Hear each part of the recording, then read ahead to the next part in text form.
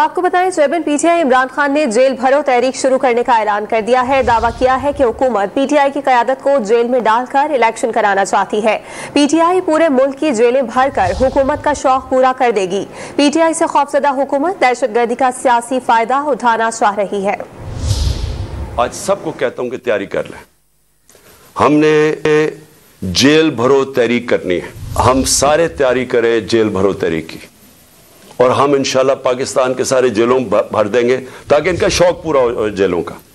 मैं कॉल दूंगा, आप सब तैयारी करें जेल भरो तहरीक की, और जैसे मैं आपको सिग्नल करूंगा तो सारे हमारे लोग निकलेंगे और हम अपनी जाके गिरफ्तारियां देंगे। जो इंपोर्टेड डाकू बैठे हुए हैं हमारे ऊपर, ये खौफजदा इलेक्शन से उन्होंने तैयारी की हुई थी कि जितना टाइम गुजरता रहेगा उसके अंदर यही हरबे इस्तेमाल करके हमें कमजोर करते जाएंगे। इमरान खान की जेल की प्लान किया हुआ कि उसको जेल में डालेंगे, और फिर हमारे जो सीनियर लोग हैं उनको इसी तरह हरासा करते जाएंगे। इनका प्लान था कि ये आहिस्ता आहिस्ता जब बिल्कुल हम कमजोर हो जाएंगे तो तब फिर ये इलेक्शन की कोई डेट देंगे।